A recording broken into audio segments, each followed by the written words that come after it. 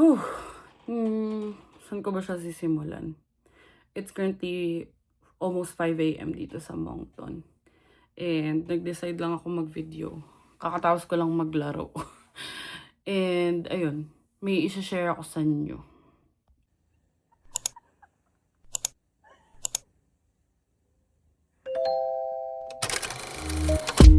I can be stubborn, thinking I'm right. I can be late, cause I'm taking my time. I can be driven, ambitious, your best friend, love of your life. I can be selfish, trying to be kinder, always forgetting, needing reminders. But I'll always be there when you need me. Cause I know that two things can't be true. Cause I get so confident. So, what is up mga kabayan? And ano ba, hindi ko talaga alam kung saan ko siya sisimulan. Actually, napag-decide namin ni Bianca na nung nangyari, wag mo nang sabihin. And then, every time na magvi-video kami, lagi ko sinasabi na hala, baka napapansin nila or baka mapansin ng mga kabayan, i-check yung, baka sabihin, gala ko ng gala, ganyan. So, sabi niya naman, i-share mo kung gusto mo and kapag ready ka na. And I feel like ako personally, since na-attach nga ako and mahal ko tong ginagawa ko tong pag-YouTube. So parang every time na mag-video ako, there's something in me na feeling ko. Ewan ko, parang akong kinakabahan na ewan or nagigilty ako kasi lagi ko sinasabi nakakatapos ko lang sa ganito, ganyan. Pero sabi ko nga kay Bianca, di ko na siya ma-hold. So, ayun. I feel like kaya ko naman na siya i-share sa inyo and medyo okay naman na ako. And magiging more of sit-down vlog lang to.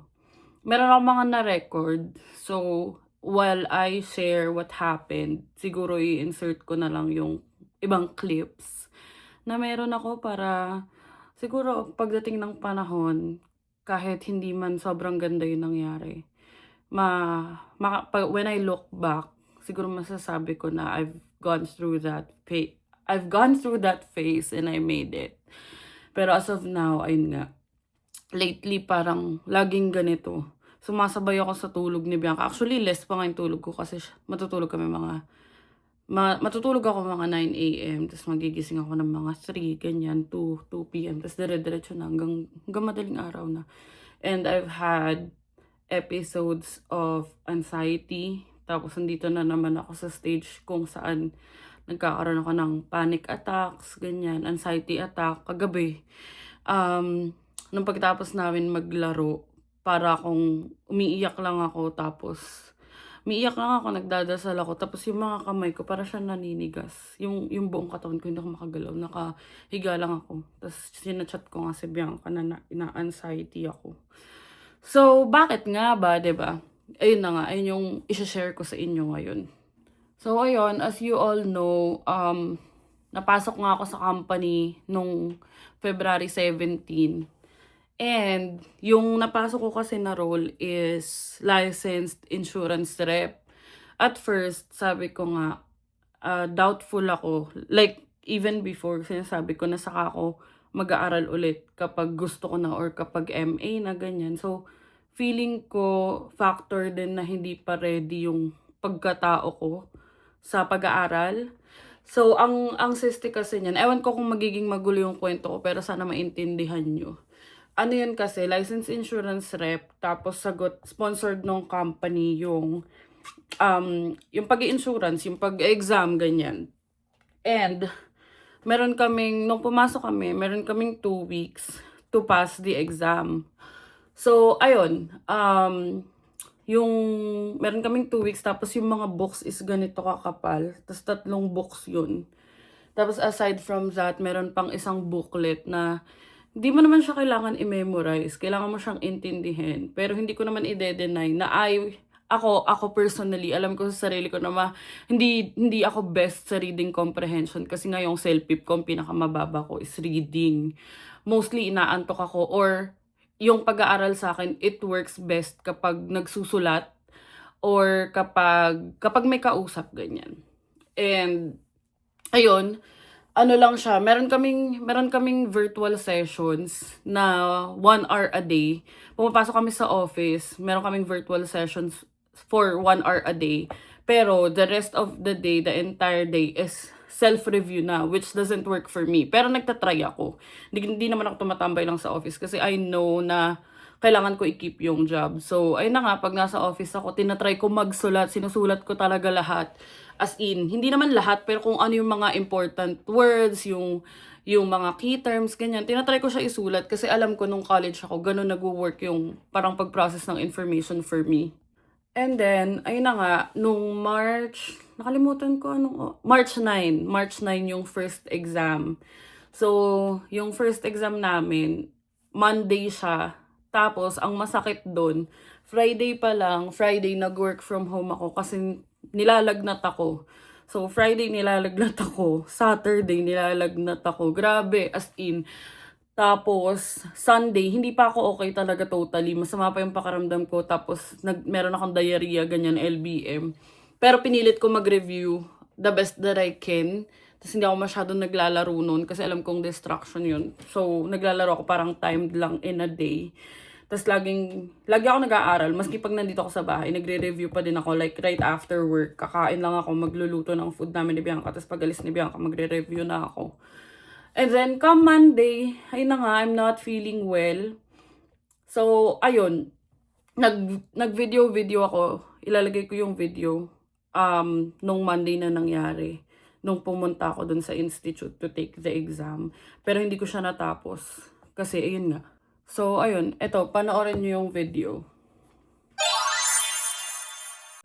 What is up mga kabayan? Today, it's March 9th and 7:18 AM na. And nagising tayo mga 6:45, ganyan, 6:45. Maga tayo natulog kagabi. Kasi nga, today yung exam natin. So, okay, medyo kinakabahan ako. And hindi rin ako masyadong nakapagpaspasa ng review kasi nga, this past few days, simula Friday, napaka-wrong timing. Nilalagnat ako, as in sumama yung pakiramdam ko, tapos sumakat yung tiyan ko, ganyan. Actually, hanggang ngayon, hindi pa ako ganun ka-okay. So, dasal-dasal na lang talaga na yung mga nireview ko nung mga nakaraang linggo is pumasok sa utak ko. So, ayun, ang exam ko is at 9 AM. Tapos, dapat 8:30 nandun na ako. Actually, 8:45 dapat nandun na ako. Hindi naman 8:30.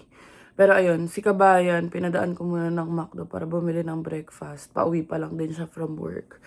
So, ihatid niya ako and ayun, i-update ko kayo mamaya. And I'm praying and hoping na positive ang magiging update ko sa inyo. So, ayun, magbabasa-basa muna ako dito habang wala pa si Bianca. And i-update ko na lang kayo later. Nandito na si Bianca and ayan ang McDo. Pagod yarn. Kain siyang chicken eh. Yan na mga kabayan. It's past 8 AM and pa-spring na. Ayun nyo. Natutunaw na. Ayun, may maglalayas. So, antayin niya na lang daw ako. Nagdala na siya ng kumot. Ayan. And, tignan nyo dati parang ang laki-laki na ito, no? Kasi daming snow. So, let's go. So, ayun mga kabayan. Dito na tayo kay Aster. And, ayun na nga. Mag-exam tayo for licensure ng insurance rep. And, one-time take lang naman siya. So, 110 items. Tapos, 2 hours and 15 minutes yung max na time. So, depende pa kung gaano katagal. So, mabilis lang mag-exam. Pero, i-check ko. I mean, double check ko naman. Kasi one take lang siya. I mean, gusto ko sana one take lang. And, ayun nga yung kinukwento ko sa inyo. Sabi ko nga sa inyo, share ko naman sa inyo kung ano yung trabaho ko sa tamang panahon. And, i-upload ko tong video na to pag nakapasa ako. Pag hindi, wala tayong vlog. Pero hindi, depende. Check natin. Pinagdadasal ko naman at pinagandaan ko naman to kahit pa paano. Di ba, love? So, ayun. Ano siya, 9 minutes away from here yung exam place. Hindi siya sa office. Tapos may trabaho pa rin kami. Required pa rin kami pumasok sa office after. So, ayun. I-update ko na lang kayo. Kinakabahan na ako. Diba? Ay, kaya yan. Sisiw lang sana. Nakakabahan na ako mga bay. Let's go. Yan. Una pa tayo sa first. Dito tayo sa IINB. And magpa-park muna si Kabayan. Oo, for sure dito yun sa loob. So, wala lang akong dadalhin. ID lang.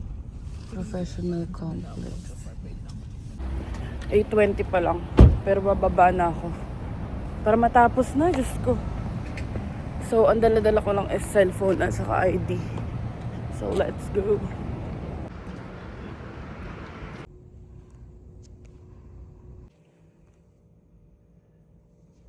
So, tapos ko na yung exam and inaantay ko na lang yung results sasabihin ng proctor. So, andito ako sa labas and sana nakapasa tayo. So, ayun na nga. Hindi ko natapos yung video kasi pag nandun ka sa institute, hindi mo na kailangan magdala ng laptop, provided na nila. Tapos itatanong mo na lang sa proctor whether you pass or not, as in instant yung result. So, nag-video ako dun, sabi ko nga itatanong natin kung pasado ba. So, the first take, ang score ko is, ang ano siya, 110 items. Yung 100 items lang dun yung graded. Hindi mo alam kung ano yung 10 items na hindi graded. Nakahalo siya. And then, 75 yung passing score. So, yung Monday, yun nga, feeling ko hindi pa talaga enough. Ang naging score ko is 57 over, sabihin na natin 75 kasi 75 yung passing. Pero, technically, 57 out of 110 yung naging score ko. So, ayun, syempre, hindi na ako nakapag-video after. As in, nakakapanghina kasi inantay ako ni Bianca that time sa parking. As in, nagpuyat siya ganyan. Galing siya sa work. Although off niya naman. Like, off niya naman ng gabi. Puyat siya, tapos inantay niya ako sa parking. Sabi niya sa akin, ano, kamusta? Sabi ko, bagsak ako. Sabi niya, di nga, akala niya nagjo-joke ako. Kasi usually pinaprank ko siya sa ganyan. Sabi ko, bagsak ako. Tapos di pumasok na ako sa car. Sabi niya, ano nga ang score mo? Sabi ko, bagsak nga ako, 57. Tapos ayun na, tahimik na kami. Tapos, as in, tahimik lang kami sa car. Tapos, umiiyak ako. Tapos, ang mahirap pa dun, 9 a.m. yung exam. Parang 8 a.m. nandun ako sa institute. Tapos, right after ko mag-exam, I have to go back sa office. So, parang alam mo yun yung time na parang pinagsukluban ng langit at lupa. Na gusto ko na lang magtago, pero I have to show up kasi nga I have to be professional. Tapos ang mahirap pa doon, tawag dito, pagpunta ko sa office, syempre may mga 5 yata akong ka-work na mag-e-exam ng hapon naman. Naka-schedule sila for 12:30. So naabutan ko sila kasi kanya-kanya kaming transpo doon eh. Tapos parang yung iba nag-antayan pa sila sa institute. Ako yung naunang dumating sa office. So kumbaga nakasalubong ko or na-meet ko pa yung mga mag-exam nung afternoon. So, alam mo yun, tulirong-tuliro ka, tapos tatanungan nila yung score mo, syempre sasabihin mo 57, tapos bobombard ka nila na, oh, ano yung question, ganyan-ganyan. Although, I understand naman, kasi nga, syempre, anxious din sila sa magiging exam, and they want to know ano yung mga lalabas sa exam, yung mga magiging contents, ganyan, yung mga natanong sa akin. So, ako, sumasagot pa din ako, tapos luckily yung trainer ko, binook niya kami ng separate room. Kasi that time, yung first take is 2 kaming hindi pumasa. Yung isa, ang score niya is 74 out of 75. So, ayun, nandun lang kami sa room, tas tahimik lang kami. Actually, ang daming ang sinasabi nung kasama ko na hindi pumasa. Parang sabi niya, are we not God's favorite? Ganyan-ganyan. Pero ako, personally, I didn't think that way. So, sabi ko na lang sa sarili ko, maybe kulang pa yung effort ko. And yun nga, nagkasakit ako nung Friday. Tapos di ako okay ng Saturday. Sunday masama pa rin yung pakiramdam ko. Pero pinush ko lang yung sarili ko na mag-review. Kasi nga alam kong kailangan. So ayun, nung afternoon nung Monday na yon, nung bumagsak kami, we got the good news naman na pwede kami mag-retake. Na merong second try. Tapos, it was booked for March 13. Ay, March 13 ba? Or March 12. March 12, Thursday. Kumbaga, March 9, tapos March 12. So, syempre, may idea na ako dun sa mga items na hindi ko naipasa. So, nag-print pa kami ni Bianca ng mga practice exams, ganyan. So, actually, ilang practice exams yung piniprint ko, kaya ang dami ko din talagang papers dito sa bahay.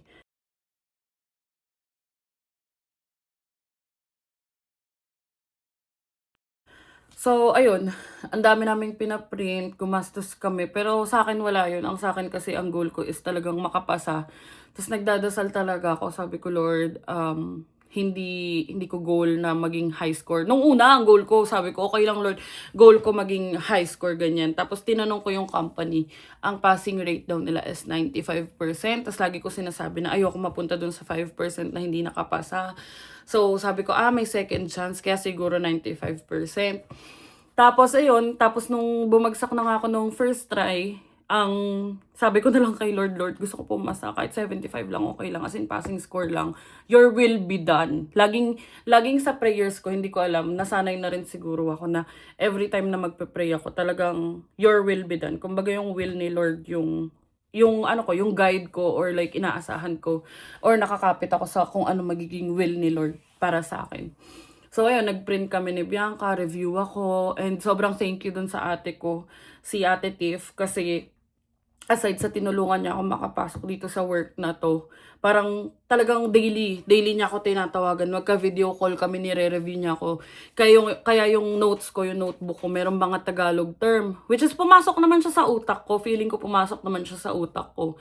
Pero in a span of like 3 days, kailangan kong ma-memorize lahat kasi ay na nga, darating tayo sa part na gusto kong sabihin. Pero ayun, hindi ko ma-memorize, kailangan ko ma-internalize lahat. Although, sobrang confusing nung terms. Kasi sa insurance, ito para may idea kayo. Kapag magtitake ka ng OTL or other than life, hindi siya, parang sa car, automobile, tenant insurance, condominium, tapos, ano ba yun? Yung parang may-ari ng bahay, house owner yata. Basta ganun. Homeowners. Ayun, homeowners na ano. Tapos meron pang fire insurance. Yung mga ganun. Kailangan mo siyang i-section out. So, nagre-review kami natin Tiff mga 3. Dun sa entire day na hindi ako pumasa, nagre-review kami every night. Magka-video call kami. Hanggang sa, kumbaga sinasagad namin yung time hanggang sa bedtime namin pareho. And hanggang sa bedtime nung pamangkin ko, si Lingling nga. Kasi may baby din si Ate Tiff. So, na-appreciate ko talaga kasi kahit may baby siya, tinutulungan niya ako mag-review. Kasi, ayun nga, sabi niya sa akin, kaya mo yan, naniniwala ko sa'yo. Although lahat naman ng mga friends ko, ayun, ganun din naman yung sinasabi sa akin. And before yung exam, ito pa pala, side story, before yung exam, sinabihan ko talaga yung friends ko na wag niyo na ako i-good luck. Alam ko naman na you're wishing me well, pero para kung nape-pressure, para kung yung feeling, iba yung feeling, para kung nape-pressure, na sinasakal, na kinakabahan. Basta halo-halo. Before yung first exam, Tapos yung second exam, as in tahimik lang ako. Wala akong kinakausap. Even sa game, hindi ako naglalaro talaga. As in review lang ako dun sa last, yung sa 3 days na gap. Yung from hindi ako nakapasa March 9 to second take, which is Thursday, March 12.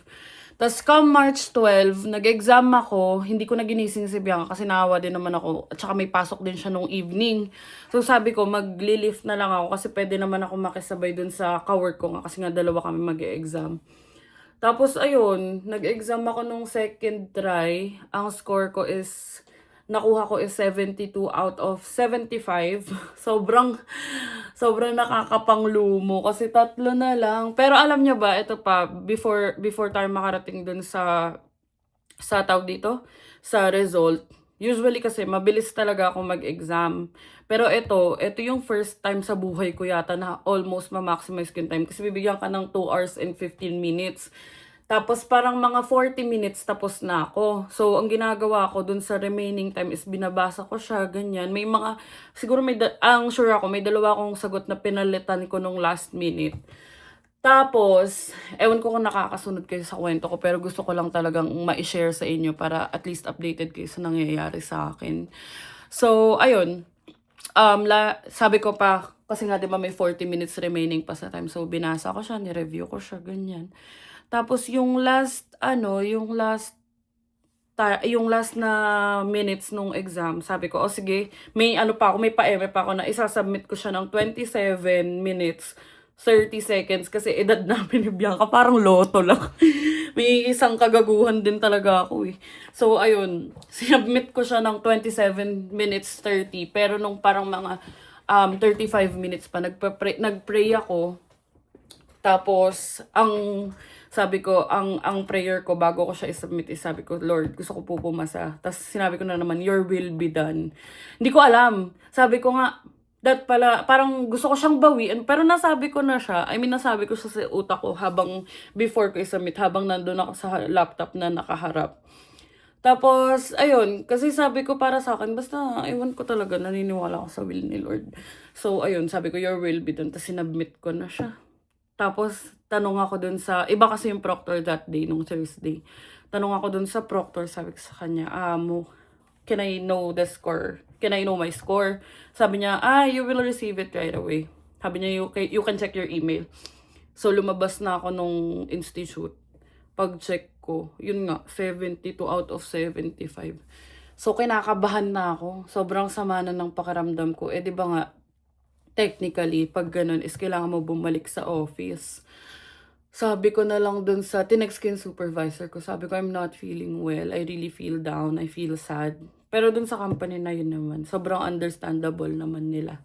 So sabi niya, okay, you can work from home today. Tapos, kachat ko na yung trainer namin that time. Tapos, sinabihan niya ako nung Thursday pa lang na, you can work from home Friday din. So, sabi ko, ay, buti naman. Kasi, hindi ko na talaga alam mafe-feel ko. Pero that time, tinanong ko yung supervisor kung pwede ba akong mag-take ng ako yung magbabayad. Kasi sa insurance world, yung OTL, which is yung general licensure exam for insurance reps, yung nabasa ko is pwede kang mag 4 consecutive takes. Tapos, pag hindi mo napasa dun sa 4 takes na yun, after 8 months na. So, ang sagot sa akin ng supervisor ko, parang we don't recommend that, pero we will review. Kasi tinanong ko sa kanya na, will this end my employment, ganyan. Tapos sabi niya, we will review, ganyan, we will let you know. Tapos, ayun, tuloy pa rin ako, nagpa-product training na yung mga kasama ko, pero ako nagre-review pa din. Come Friday morning, nag-schedule yung supervisor ng meeting. Actually, isang supervisor, tatlo silang supervisor. So, hindi pa naman ako kinakabahan kasi wala pang HR. So, nag-set siya ng meeting at 2:30 p.m. Tapos, sabi sa akin ng trainer ko na you can step out at around 2 p.m. so that you can prepare, ganyan, you can breathe. Tapos, hindi ko siya na-gets kung bakit. Kasi, hopeful pa rin talaga ako na baka may chance pa. So, 2:30, kinausap ako ng tatlong supervisor. Tapos bigla nilang sinabi na, ayun nga, an HR will step in. Tapos sabi niya na, this is a terrible news. So, yun, they had to end my employment. Kasi nga, hindi ako nakapasa ng 2 tries. Tapos, chinek ko din sa institute if I can take the exam out of pocket. Sabi nga nila, hindi nila suggested kasi makakapag-take ka lang ng exam kapag may sponsoring company. So, at this point, wala na akong sponsoring company kasi Friday nga, terminate na ako. Terminated na yung contract ko, ganyan, yung employment ko sa kanila. So, ayun, and ayun pala yung gusto kong sabihin kanina na sobrang maguguluhan ka, sobrang masasyak ka kasi ilang practice exams yung inaral ko, ilang terms, ganyan. Sobrang ang gulo talaga. Sobrang hindi siya magulo. Sobrang confusing. Ayun yung tamang term. Parang sabi ng ate ko, meron silang 1,000 questions, like iba-ibang wordings, iba-ibang choices. Kasi yung in-exam ko nung Monday, hindi yun yung same set of questions na in-exam ko nung Thursday. So, sobrang hirap. Kagaya, just for example, nung Monday, parang lumabas dun yung exam, yung question na ano yung ibig sabihin ng 4 C's ng diamond, which is cut, carat, ano pa ba yun, color, tsaka clarity yata, nakalimutan ko. Basta yung 4 C's ng diamond. Come Thursday, wala dun yung tanong B, iba na yung tanong, as in. So, ayun, tapos is aside from that, basta, yun nga, meron mga, nag-e-elimination, naman ako method, kasi, yun din naman yung best option ko pag nag-e-exam, elimination method na, ito, malayo, cross out. Pero talagang may matitirang dalawa na maguguluhan ka, na alam mo yun, kakabahan ka kung alin dun yung sagot kasi sobrang magkalapit nung sagot. So, ayun. Ayun, sobrang down ko and I've been having this anxiety attacks na naman. Pero lumalaban pa din naman ako sa life and sabi nga nung best friend ko, basta sabi ng best friend ko na, aba, naglalaro lang tayo kanina. Bakit ano, parang aba naglalaro lang tayo kanina, down ka pala. Sabi ko, hindi, down ako kaya ako naglalaro. So ayun, Valorant has been saving me in ways that I can't imagine talaga. Yun yung nagsisave ng sanity ko ngayon. Pero nagtatry pa rin ako mag-apply and ayun yung pinaka-latest update sa atin mga kabayan. Ayun, wala na naman tayong work. And mag-a-apply na naman ako ng EI. Tinanong ko na yun sa, tawag dito, tinanong ko yun sa HR bago mag-end yung conversation namin. Sabi niya, pwede naman daw ako mag-apply ng EI kasi hindi naman daw parang in bad faith or hindi naman daw ako nag-resign, ganyan. Terminated naman daw ako na employer triggered. And in all fairness naman sa company na napasukan ko, is sobrang grateful din ako kasi parang ilang weeks ba ako nagtrabaho? 3 weeks. Tapos, sa 3 weeks na yon ibibigay nila yung last pay ko, tapos may severance pay pa, ganun. Para siyang back pay na hindi ko rin naman in-expect yung amount, pero nagulat lang ako kasi talagang makakatulong siya for survival mode ng mga days na wala pa akong work and naghahanap pa ako ng work, kagaya ngayon. So, parang technically, may sahod pa din ako. Basta yun, okay pa naman, kaya pa naman ang finances namin and inaantay ko na lang din yung record of employment. Mag-a-apply na ako ng EI ulit habang waiting pa ako sa trabaho kasi hindi ko pa alam kung kailan tayo magkaka-work. Pero one thing is for sure, nag-a-apply pa din ako. And ayun yung currently na pinagkakabisihan ko. And yun pala, sobrang grateful din ako kasi nung mga time na nag-e-exam ako, nasa saktong off ni Bianca. So, yun, may kasama ako dito. Iyak lang ako ng iyak. As in, nakakatawa kasi nung second try ko, di ba nga umuwi ako. So, nag-U-ride or parang Uber pa uwi. Tapos, dinoble lock pala ni Bianca yung pinto. So, nag-doorbell ako. Tulog siya eh, kasi, syempre, pang gabi nga siya. So, tulog siya, doorbell ako. Kasi hindi ako makapasok, naka-double lock nga. Tapos, pagbukas niya, para akong napalayas. Dala-dala ko yung backpack ko, yung bag ko. Tapos, tumbler ko yata, dala-dala ko din. So, umiiyak ako. Sabi ko sa kanya, pagod na ako. Sabi ko, ginawa ko naman yung best ko.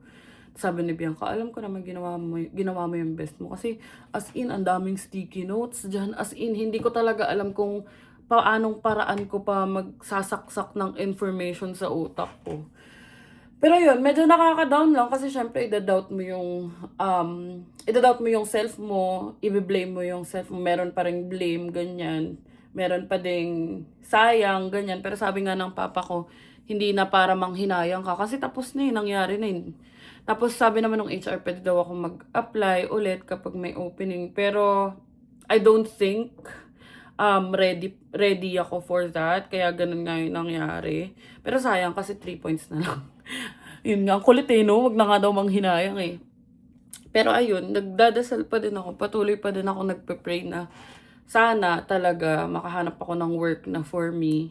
Yun lang naman talaga yung wish ko, yung work na matatagalan ko. Or like, yung work na kakayanin ko, ganyan. Kakayanin ko i-sustain. Kasi mamaya mapasok nga ako sa work na to.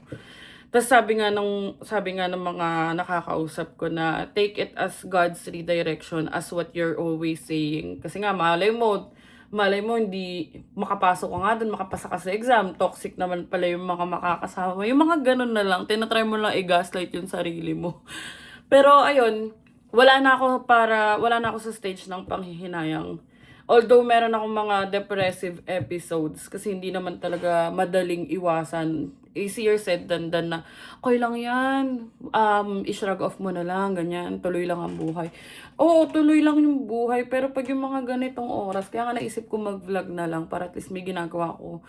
Kasi yun nga, wala rin si Bianca, tapos hindi talaga ako makatulog. Tinatry ko mag-sleeping pills kaso wala talaga.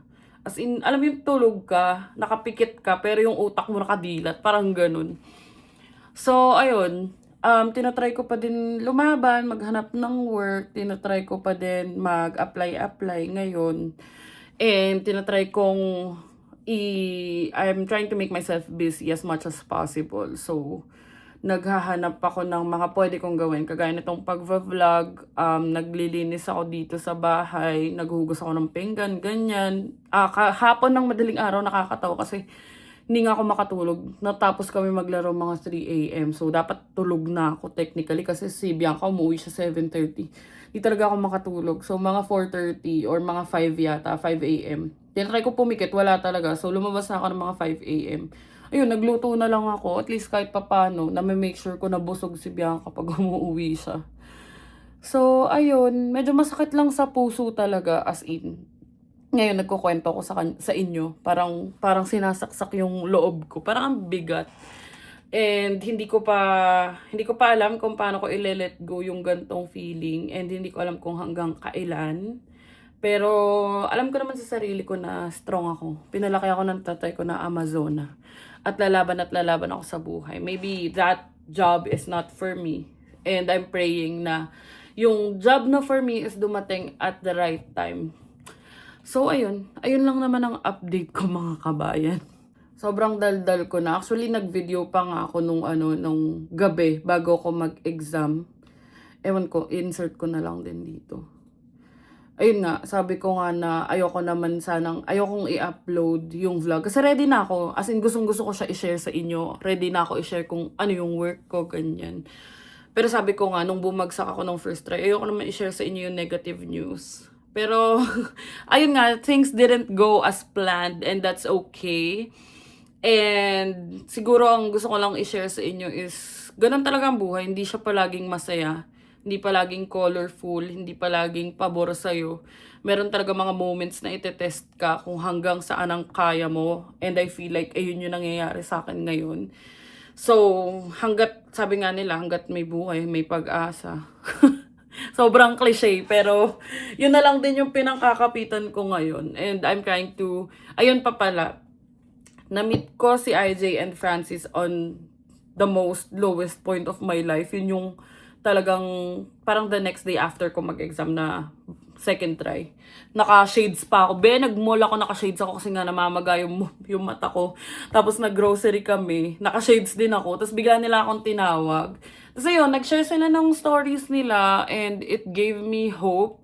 Sabi nga ng mga friends ko or sabi ni Bianca na talagang magsisend si Lord ng angels in human form. So, ayun, na-enlighten ako. And kahit papano, biruin nyo, hindi ko naman ina-expect na magkakaroon ng organic encounter. Well, organic encounter. Hindi ko nga alam kung organic encounter yung tawag doon. Pero, yung encounter na yun, hindi ko naman ina-expect. Kasi hindi naman kami dapat pupunta sa grocery na yun that day. Pumunta lang kami kasi may pinapatingin si ate. So, sabi ko, sige, tignan na natin. Wala naman tayong gagawin. Tapos yun, parang sila din, hindi nila plan na pumunta din sa grocery na yun that day. May pinakisuyo lang yata yung pinsan ni Francis. Tapos yun na, nag-cross na yung path namin, nagkatsikahan na, ayun. At least kahit papano, 'di ba?